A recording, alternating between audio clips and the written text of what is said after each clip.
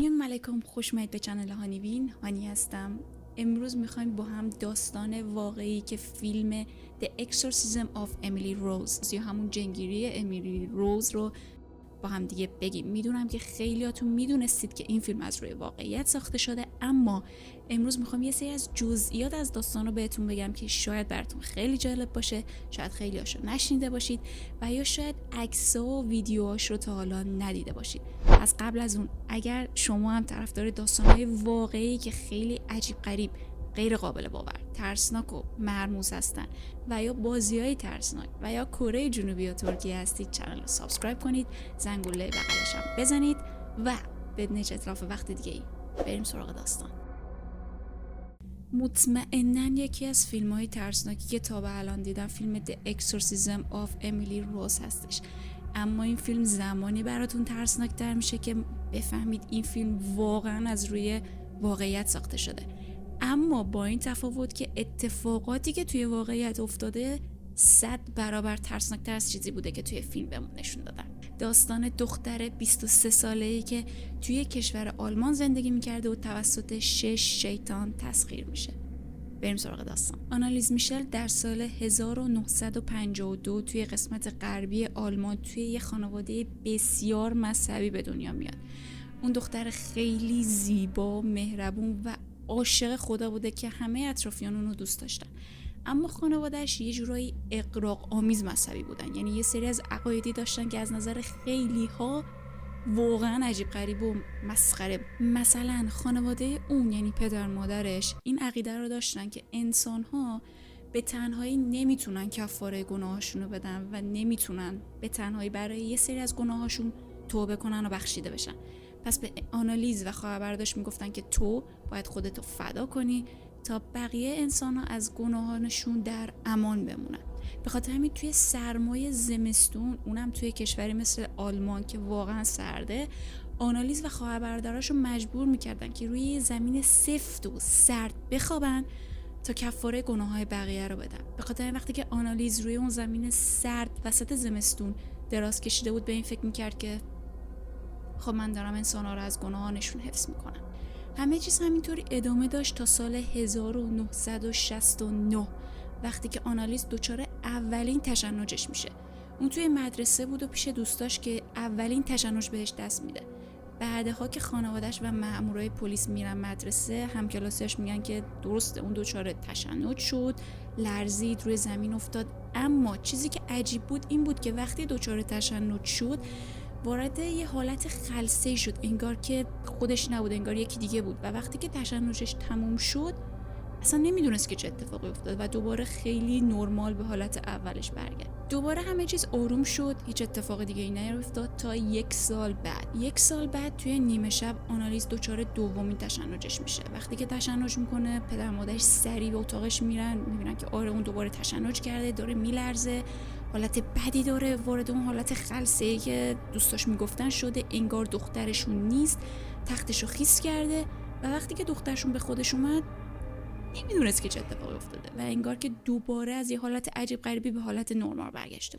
اونجا بود که خانواده‌اش میفهمن خب ما نیاز به درمان و کمک داریم. به همین دلیل میرن پیش یه دکتر مغز و اعصاب. این دکتر مغز و اعصاب بعد از اینکه آنالیز رو معاینه میکنه بهش میگه که تو از یک بیماری به اسم temporal lobe epilepsy یا همون بیماری مثل سر رنج میبری که از آثار مشهود این بیماری میشه گفتش که بیمار آگاهی خودش رو از دست میده، وضعیت روحی نامتعادلی داره و توهمات شنوایی و بینایی میتونه داشته باشه. به خاطر همین آنالیز برای اینکه با این بیماری مبارزه کنه درمان رو زیر نظر این متخصص مغز و اعصاب شروع میکنه، اما تشنج آنالیز بدتر و بدتر میشه، فاصله بین تشنج‌ها کمتر میشه و از همه بدتر توهمات بینایی و شنوایی شروع به آشکار شدن میکنه. اونجا بود که خانواده‌اش و خود آنالیز میفهمن که خب این درمان راه حل نیست و ما باید یه کار دیگه بکنیم. با تصمیم خودشون میرن به تیمارستان و با درخواست خودشون اونجا آنالیز رو بستری میکنن، چرا که این اعتقاد داشتن که توی تیمارستان کارکنان و تجهیزاتی وجود داره که میتونن خیلی بهتر شرایط آنالیز رو هندل کنن. و وقتی که این اتفاق میفته اون رو کنترل کنن و نذارن آسیبای بیشتری ببینه. بعد از اینکه آنالیز توی تیمارستان بستری میشه، داروهای جدیدی رو روش آزمایش میکنن که فکر میکنن شاید به بهبودیش کمک کنه، اما آنالیز حالش بدتر و بدتر و بدتر میشه. تشنجای شدیدتر با فاصله کمتر و توهمات شنوایی و بینایی وحشتناک. طوری که مهم نبود آنالیز کجاست، پیش کیه. وقتی که به یه نفر خیره میشد، صورتش رو که نگاه میکرد، صورت اون شخص رو کاملا شیطانی میده، انگار که شیطان بهش خیره شد و میگه تو در جهنم خواهی بوسید. اونجا بود که برای اولین بار آنالیز تصمیم میگیره که راجع به این توهمات بیناییش به پرستارا و دکترا بگه. وقتی که بهشون راجع به این صورت‌های شیطانی میگه، مجبور میشه که سرش رو پایین نگه داره، چون از ترس جرئت نمیکرده که تو صورت هیچ کسی خیره بشه و تمام مدت سعی میکرده که نگاهش رو از نگاه بقیه بدزده. بعد از اینکه این توهمات بینایی رو به دکترا و پرستارا میگه، برای اولین بار با خانواده‌اش صحبت میکنه و به اونا میگه که من فکر میکنم که توسط شیاطین تسخیر شدم. بعد از اینکه این حرف رو به خانواده‌اش میزنه، خانواده‌اش تصمیم میگیرن که خب تیمارستان هم راه درمان نیست، ما باید بریم از مذهب، کلیسا و کشیش ها کمک بگیریم. اونجاست که راه میافتن دنبال کشیش و کلیسا و در به در دنبال هر کشیشی میگردن که بهشون کمک کنه، اما هر جایی که میرفتن بهشون میگفتن که از دست ما کاری بر نمیاد، شما باید برید از دکتر و بیمارستان کمک بگیرید.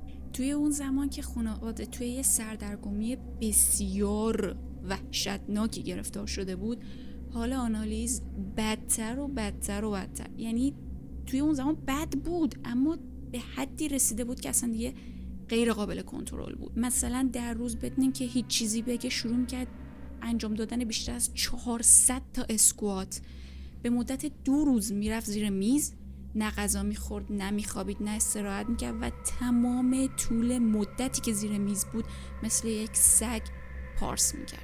میرفت گوشه های خونه عنکبوت پیدا میکرد میخورد و میرفت دم آتیش با دست خالی زغال برمیداشت و میذاشت توی دهنش و به معنای واقعی کلمه آنالیز داشت از بین میرفت. دقیقا اون زمان بود که یک کشیش به اسم ارنست آلت به این باور رسید که درسته، آنالیز توسط شیطان تسخیر شده و دچار بیماری سر که دکتر گفته بود نیست و نیاز به کمک داره. افتاد دنبال اینکه از مقامات اجازه انجام عملیات جنگیری رو بگیره و بعد از تلاش‌های زیاد خانواده و اون کشیش بالاخره اجازه برای انجام عملیات جنگیری صادر شد. اما این اجازه فقط به یک کشیش داده شد که اسم اون کشیش آرنولد رنز بود. این کشیش باید زیر نظر کلیسای محلی عملیات جنگیری رو انجام میداد.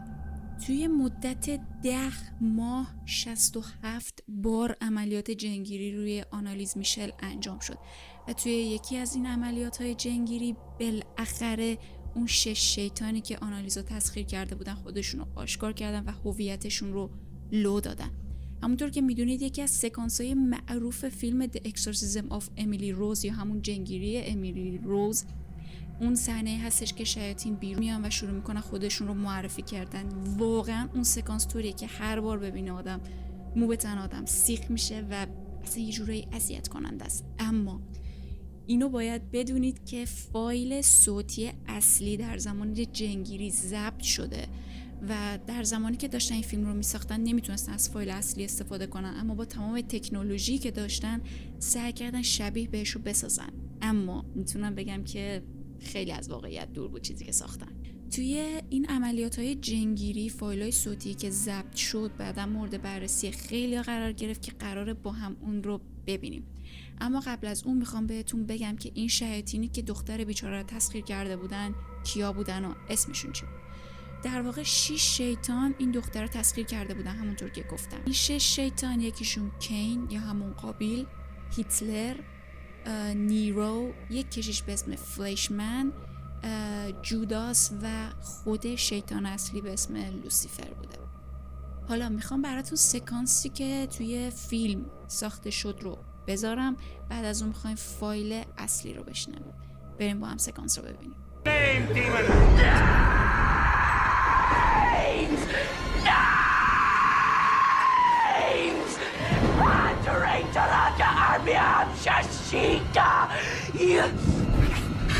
Ancient serpents, Depart from the servant of God! Tell me your 6 names! We are the ones who dwell within. Ni hushohen betåkai Queen Hobby Tobbit in Roy Tesa Parothen and you die Mikliyo Anablia And I am Lucifer, the devil in the flesh. قبل از اینکه فایل صوتی اصلی رو بهتون نشون بدم و براتون بذارم، میخوام یه سری از جزئیاتی که توی اون جنگیری اتفاق افتاده بهتون بگم. اتاق پر از دوستاش بود، خانواده‌اش، پدر مادرش اونجا بودن، خواهرش اونجا بود و کشیش‌ها که با هم دیگه عملیات جنگی رو انجام میدادن هم همه اونجا بودن. آنالیز یه جورایی به شدت عاشق خدا بود و حاضر بود که بمیره و این شیاطین رو با خودش ببره تا اینکه مثلا مجبور بشه این شیاطین رو به شخص دیگه که بیگناه منتقل کنه و دچار آزار اذیت اون بشه. اینو توی حرفایی که توی فایلای صوتی ضبط شده بود گفته و انقدر عجیب غریب بود این دختر، انقدر با خدا بود که حتی گفتش من اجازه دادم که حتی خدا من رو تسخیر کنه که بتونه از طریق من با این شیاطینی که درون منم بجنگه و این دنیا رو از ورود این شیاطین حفظ کنه. و اما چیزی که ثابت میکنه واقعا آنالیز میشه این دختر جوون و زیبا و بیگناه توسط شیاطین تسخیر شده بوده این بوده که همونطور که گفتم بین اون 6 شیطانی که آنالیز رو تسخیر کرده بودن، دفترچم از رو میز افتاد ترسیدم،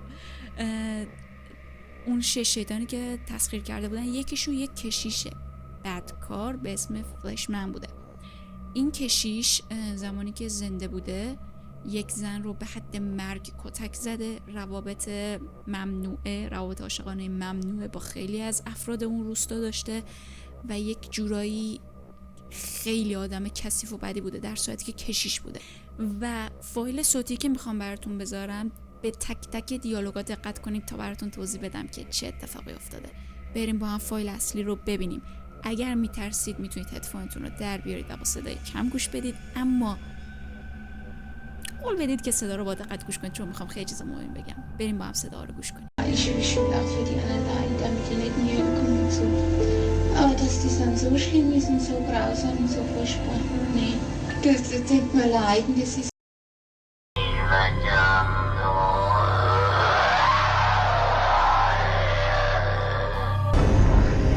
Die müssen in eigenen Seminaren ausgebildet werden, die dürfen nicht auf die anderen Universitäten. Weil...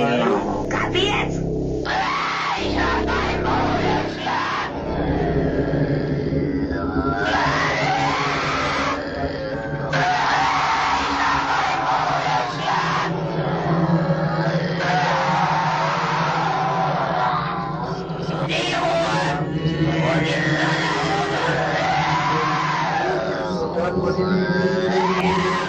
Gibt neue und für uns gibt's nie Ruhe. Nie! Nein! Ihr Klötze! Nein, ihr Klötze!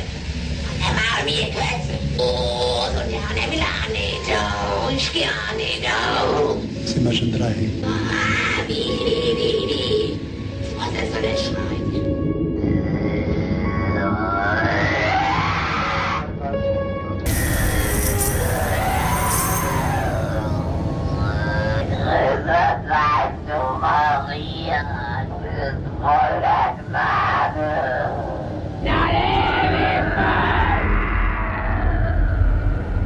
وقتی که فلشمن یا همون کشیشی که ازش براتون گفتم صحبت کرد، این واقعیت رو که من یک زن رو تا حد مرگ کتک زدم رو توی دیالوگاش گفت. و جالبه بدونید که توی اون زمان خب مثل الان اینترنت و اینا نبوده و اینطوری نبوده که هر اطلاعاتی بخوای به دست بیاری. به خاطر همین وقتی که این حرف رو آنالیز زد، خیلیا فکر نمی‌کردن که خب مثلا چه چیز بزرگی میتونه باشه. اما بعدا فهمیدن که آنالیز هیچ جوره نمیتونست این اطلاعات رو داشته باشه و بخواد راجع به اون کشیش این اطلاعات رو بده.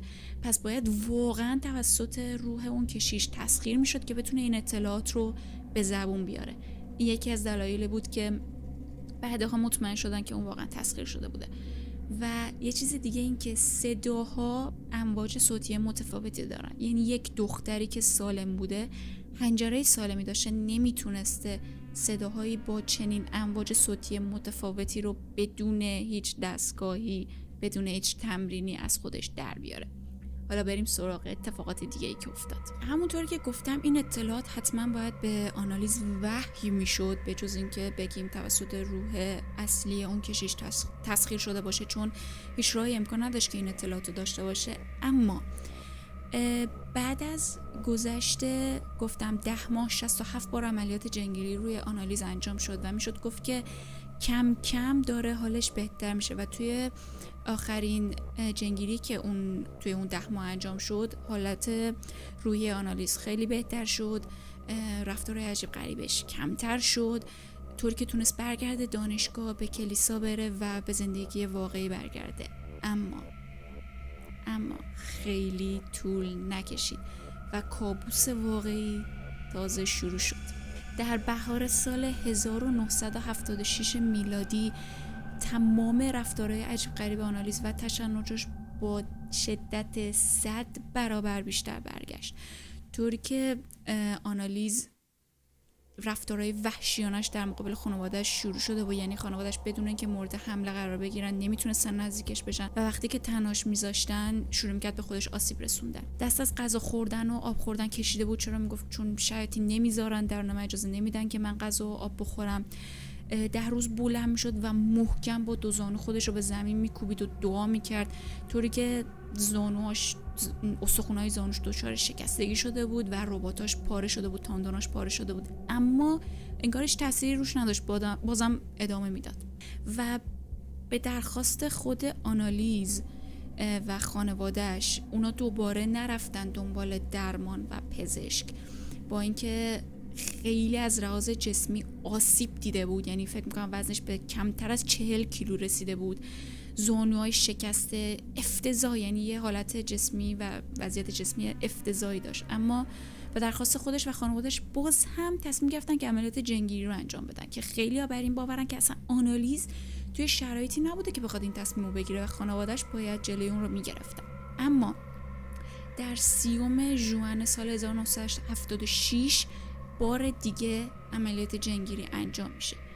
توی اونجا کشیش ها که صحبت میکردن و بعدها تعریف کردن روی فایل های صوتی ضبط شده این بوده که دونه دونه شیطان ها بدن اون رو ترک میکردن.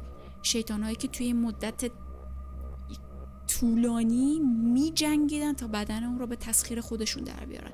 بالاخره دونه دونه با انجام یه سری از صداهای اینجوری بدن رو ترک کردن و رسید به آخرین شیطانی که آنالیز رو تسخیر کرده بود و شیطان اصلی به اسم لوسیفر.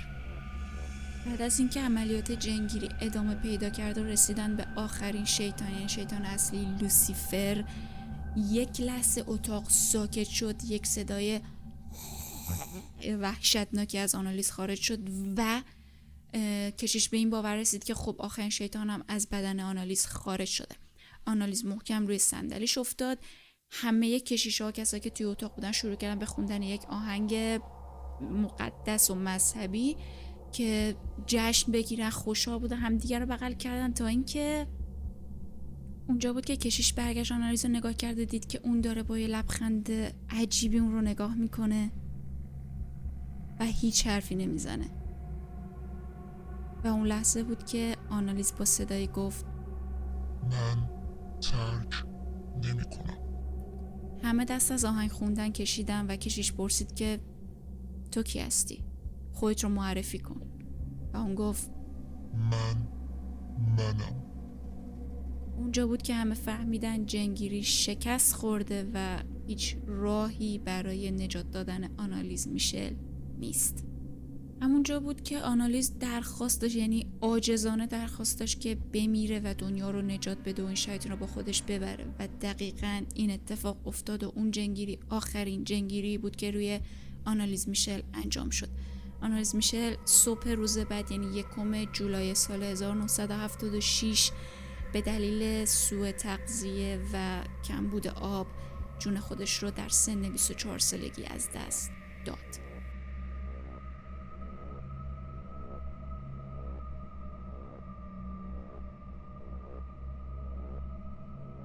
در طول تاریخ هیچ جنگیری دیگه‌ای مشابه و به جدیت و شدت جنگیری آنالیز میشل انجام نشده. به خاطر این میگن که بعد از اون که آنالیز میشل خودش رو فدا کرد، شیاطینی که توی این دنیا بودن هم با خودش برد و اجازه نداد که دیگه به بدن کسی دیگه منتقل بشه. اما بعدها یک شخصیتی که براتون عکس و ویدیوشو میذارم، اینکه کلکسیون اینجور چیزا رو جمع میکنه، یکی از فکر میکنم برادرزاده های کشیش هایی که توی این مراسم جنگیری بود باش تماس میگه و میگه که من جعبه‌ای که توی عملیات جنگیری توی اون اتاق بود رو دارم و میخوام سریعا از شرش خلاص بشم، میخوایش؟ که اون برمیگرده میگه آره من میخوام و جعبه رو میگیره و با دستکش و فلان و اینا میخواد بازش کنه که مثلا از شیاطین خودش رو حفظ کنه. میگه که به صورت خیلی عجیب غریبی مودم اینترنتی که بالا سر اون جعبه بود منفجر شد و بعدها که بازش کردن و شروع کردن با این اسپریت باکس یا یه وسیله‌ای هستش که مثلا با ارواح صحبت میکنن که امواج رو تبدیل به کلمه میکنه و میفهمیم که چی میخوام بگن. میگه که خیلی عجیب غریب این اسپریت باکس شروع کرد به زبان آلمانی صحبت کردن و فهمیدیم که بله یه سری اتفاقات داره اینجا میفته. توی این جعبه یه سری اشیا بود که میگن به شدت تسخیر شده و شیطانی، طوری که یک کشیشی که خانم بود میره عملیات جنگیری روی اون اشیا. عملیات جنگیری اینطوری که اشیایی که یه چیز شیطانی بهش چسبیدن رو پاک کنه. میگه وقتی که توی اتاق گذاشتیم و شروع کردیم به عملیات جنگیری، با اینکه هیچ بادی نه ولی شمع شروع کردن لرزیدن و اصلا یه احساس بدی داشتم و نتونستم دیگه انجامش بدم. این جعبه هم خیلی جعبه عجیب غریبی و به صورت پلم شده براش فرستاده شد و بازش کردن و میگن که وقتی که داشتن عملیات پاکسازی رو روی اون انجام میدادن، یک سایه‌ای رو دیدن که نحیف و لاغری چیزی شبیه به آنالیز بود و سریعا اتاقو ترک کرده و گفته من دوباره برمیگردم. جالبه بدونید بعد از مرگ آنالیز خب دادگاه خانواده اون رو فرا میخونه، چرا که اخبار همه جای آلمان پخش شده و همه ترسیده بودن و وحشت داشتن که چطور میشه یه همچین اتفاقی برای یه دختر جوان بیفته و خانوادهش بدون این که از پزشک کمک بخوان اینطوری این بچه رو به کشتن بدن. ولی خیلی هم گفتن که حتی اگه از پزشکم کمک میگرفتن نمیتونستن آنالیز رو نجات بدن. بعد از اینکه میرن دادگاه کشیش رو محکوم به قتل غیر عمد و خانوادهش رو قتل از روی سحرنگاری میکنه. اما برای خانوادهش حکم زندان نمیبره، به خاطر اینکه میگه به اندازه کافی خانواده زجر کشیدن. اما خب همه این پروسه ها، البته به کشیش حکم زندان 6 ماه میدن، همه این پروسه ها چندین ماه طول میکشه. بعد از چندین ماه خانوادهش میان درخواست نبش قبر میدن، به خاطر اینکه بر این عقیده بودن که وقتی که آنالیز مرد ما خیلی سریع اون رو به خاک سپردیم و از یک تابوت خیلی ارزون و خیلی خوب استفاده نکردیم، به خاطر همین میخواستن که اون رو بیرون بیارن و یک تابوت خیلی درست و حسابی و زیباتری براش بذارن. خانوادهش وقتی که توی اون مراسم حضور داشتن و یک سری از افرادی که اونجا بودن گفتن وقتی که آنالیز رو در آوردن انگار که مثلا چندین ساعت به خواب رفته، بدنش پوسیده نشده بود، بو نگرفته بود و همون طوری زیبا مونده بود. اونجا بود که فهمیدن اون از قدیس هاست و مقدسه. اون رو توی یک قسمتی از کلیسا نگه داشتن و میگن که به جای اینکه از بدنش بوی بد بیاد، بوی گل و بوی یه حالتی مثل بوی روز از بدنش خارج میشده که این یکی از مهرهای تایید بر اینه که اون واقعا قدیس هستش. و بعد از اون این آنالیز رو دفن میکنن و مقبره اون به یکی از زیارتگاه ها تبدیل میشه. خیلی از کشیش‌ها از سراسر دنیا، از سراسر اروپا برای ادای احترام به مزارش میرن، به خاطر اینکه بر این عقیدن که اون یه جورایی قربانی گناههای ما شده. این هم از داستان دختر 24 ساله زیبا و جوون و بیگناهی که هیچ کس هنوز نمیدونه قربانی چه چیزی شد. قربانی بیماری، قربانی سهلنگاری پدر مادر، یا واقعا توسط شیاطین تسخیر شد و جون خودش رو از دست داد. خیلی از مردم با خانواده‌اش هم عقیدن، خیلی ها بر این باورن که نه، اون نیاز به درمان، پزشک و بیمارستان داشت. خیلی خوشحال میشم نظرتون رو راجع به این داستان بدونم. شما جزء کدوم دسته اید؟ به نظرتون آنالیز با درمانهای پزشک و بیمارستان میتونست حالش بهتر بشه و یا نه هر طوری که بود ممکن بود که جونش خودش از دست بده؟ توی کامنت ها منتظرتونم. لایک یادتون نره. داستان بعدی و بازی ترسناک بعدی رو اصلا از دست ندید. داستان بعدی خیلی جذابه، بهتون قول میدم. بعد اخیراً اتفاق افتاده، بهتون قول میدم مو بتنتون قراره سیخ بشه توی اون داستان. داستانای جالب دیگه ای هم هستش که قراره با هم توی این چنل بشنویم. دوستتون دارم خیلی زیاد. مراقب خودتون باشید و شب که میخوابید زیر تختتون رو چک کنید. تا ویدیو بعدی. انیون. بای.